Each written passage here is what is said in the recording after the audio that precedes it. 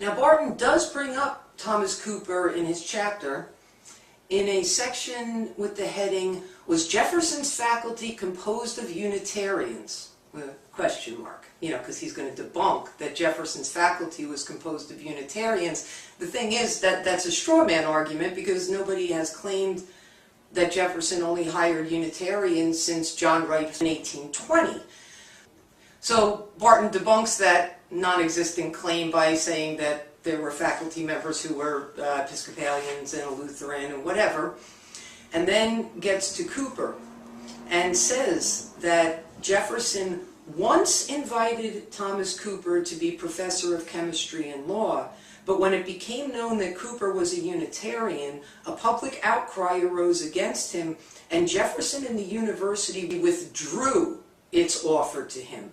That is just completely untrue.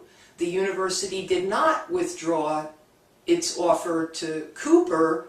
Cooper resigned in 1821 because while waiting for the university, and this wasn't just about the issue with him being a Unitarian, it was the university was not on track schedule-wise with the buildings or anything. So Cooper was teaching at South Carolina College while waiting to go to the University of Virginia. Eventually, he just decided to take a permanent position at South Carolina College and informed Jefferson of this in 1821. So now, the other thing about this particular lie is it's a really great example of how Barton's footnotes don't support what he says.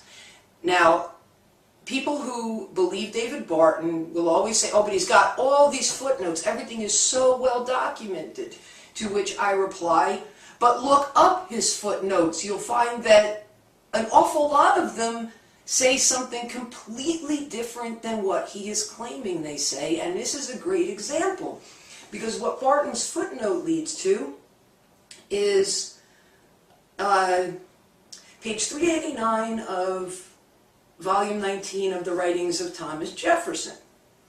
Okay, and what that is, when you look it up, is a board meeting of the university from 1820. This is a year before Thomas Cooper resigned. What it says is, resolved that the Committee of Superintendents be authorized to communicate to Dr. Thomas Cooper the delay and uncertainty now unavoidable in regard to the time and opening of the university, and to make such change in the contracts with him as to them may seem advisable. So they were just making, they had been paying him something while he was waiting, so they were going to extend that, or whatever changes they need to make to his contract, because they still were planning on having him as a professor. Barton uses that to say that the university withdrew its offer to him. Now, part of John Holt Rice's attacks on Jefferson included accusing him of that he was going to exclude clergymen from being professors. Now, the university's Board of Visitors never officially said this. So in a way, Rice's accusation was unfounded, but it actually was true that Jefferson intended to exclude clergymen.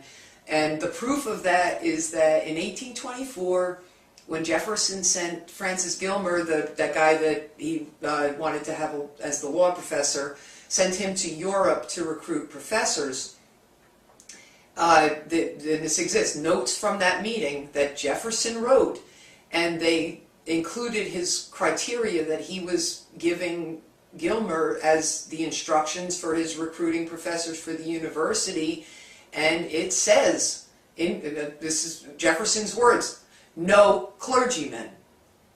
So Jefferson was excluding clergymen. Okay, so now we're going to get to what directly led to that invitation for the sects to open their own seminaries. Joseph Cabell had actually met with John Holt Rice to try to get him to stop the attacks on Jefferson and the university. And from that meeting, he got a lot of information and was able to pass this on to Jefferson, so Jefferson knew where everything really stood. He found out that Among other things, there was someone spying on Jefferson at his other home in Bedford, Virginia. Jefferson had a second home, and knew of things that Jefferson had said, and those were passed on to the clergy who were attacking him. Cabell also found out that two other professors that Jefferson was trying to bring to the university, that the clergy had done like background checks on them and their religious beliefs, and that no matter who Jefferson wanted to bring in as a professor, the Presbyterians were going to investigate, and there was going to be a religious test. And I'm going to read this part from my book about the letter that Cabell wrote to Jefferson. Cabell's letter, which made it clear that Cooper's resignation had not made the clergy back off, was almost certainly what prompted Jefferson to cook up the idea of inviting the religious sects to open their own schools near the university. There is no doubt that this invitation was entirely Jefferson's idea, although he claimed in the October 1822 report to the legislature that it was, quote, suggested by some pious individuals. Joseph Cabell even referred to it in a letter to Jefferson as, quote, your suggestion. Claiming that the idea was suggested by someone else would prevent the clergy from being able to claim that the invitation was another plan designed by Jefferson to keep religion separated from the university, even though this is exactly what it was. To battle the other problematic rumor that Jefferson was being extravagant and wasting public money, Cabell suggested that the board have a set of books prepared for the legislature accounting for every penny that had been spent.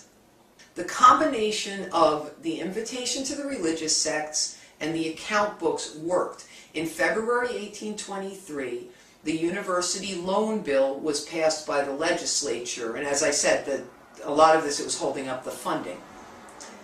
So this meant that the construction of the rotunda could finally proceed. Cabell wrote the following to Jefferson on February 3rd, 1823, when it looked certain that this important bill was going to be passed. I was from the first confident that no weapon could be wielded by us with more efficacy than this annual rendition of accounts, which seemed to be a rod in pickle for us. I think also that your suggestion respecting the religious sects has had great influence. It is the Franklin that has drawn the lightning from the cloud of opposition. There you go. The invitation to the sects was described by Joseph Cabell, original member of the Board of Visitors of the university, as the Franklin that has drawn the lightning from the cloud of opposition. Jefferson's plan worked. Now, Jefferson, as I mentioned, didn't really think any of the religious sects, except possibly the Episcopalians, were ever going to actually accept this invitation. It was just the extending of the invitation that would get the clergy to stop the attacks. And he was right. None of the religious sects did take him up on the invitation. There never were any seminaries at the University of Virginia. The first time anyone ever even thought about accepting the invitation wasn't until like the late 1850s. I think the Presbyterians considered it, but then dropped the idea. So no, there never were any religious seminaries at the University of Virginia. Okay, but this is how Barton paints John Rice, the attacker of Jefferson and the university. He says, the non-denominational approach caused Presbyterians, Baptists, Methodists, and others to give the university the friendship and cooperative support necessary to make it a success. Consider Presbyterian minister John Holt Rice as an example.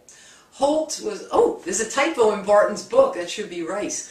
Holt was a nationally known evangelical leader with extensive credentials. He founded the Virginia Bible Society, started the Virginia Evangelical and Literary Magazine to report on revivals across the country, was elected national leader of the Presbyterian Church, and offered the presidency of Princeton, but instead accepted the chair of theology at Hampton-Sydney College. Yeah, because he didn't support the university, and decided to try to pull some of the state funding from the university to start his seminary at Hampton-Sydney, rather than accept the invitation from the university that the different sects could have their seminaries at the university. Okay, Rice fully supported and promoted the University of Virginia. Did it sound like Rice was supporting the University of Virginia?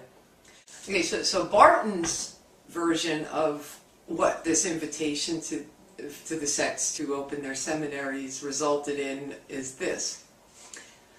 In fact, Jefferson actually increased the number of professorships of divinity by encouraging each denomination to have a professorship of their own tenets at the school. So we had Jefferson extend an invitation just to shut up the clergy and the members of the legislature who opposed them, that nobody ever took him up on, and that Jefferson knew none of the sects would take him up on, except for that brief time when he thought the Episcopalians might. To Barton, that's Jefferson increasing the number of professorships of divinity. Okay, what else does he have here? In what was called the Rockfish Report. I think that's not what this is from. I'm not even going to bother looking because it doesn't really matter whether it was from the Rockfish Report. The Rockfish Report was like the original proposal for the university in, I think, 1818. That Jefferson, in getting rid of the professorship of divinity, not having a professor of divinity or any religious instruction, but knowing that, you know, the people might freak over this, which, you know, obviously they did a couple years later, Jefferson put in the description of what would the professor of ethics would cover, the proofs of the being of a God, the creator, preserver, and supreme ruler of the universe, the author of all relations of morality, and of the laws and obligations these infer, will be within the province of the professor of ethics. Okay, so that, obviously, Barton's going to use that, but who did Jefferson get as the professor of ethics? You gotta hang on while I find this. Oh, and Jefferson also implied that the teaching of ancient languages would have a religious purpose, although the only reason given by Jefferson anywhere else for teaching Latin and Greek was to read the classics in their original languages. And oh, he also included Hebrew, although this was never going to be taught at the university at all. But getting back to that professor of ethics. Okay, this is what Jefferson wrote to James Madison about selecting the professor of ethics. I am quite at a loss for a professor of ethics. This subject has been so exclusively confined to the clergy that when forced to seek one not of that body, it becomes difficult. But it is a branch of science of little difficulty to any ingenious man. Locke, Stewart, Brown, Tracy, for the general science of the mind furnish material abundant, and that of ethics is still more trite. I should think that any person with a general education rendering them otherwise worthy of a place among his scientific brethren might soon qualify himself. So in other words, Jefferson had this very religious description of what the professor of ethics was going to be, but in reality it was just basically, hey, we got to find somebody who can teach some ethics classes.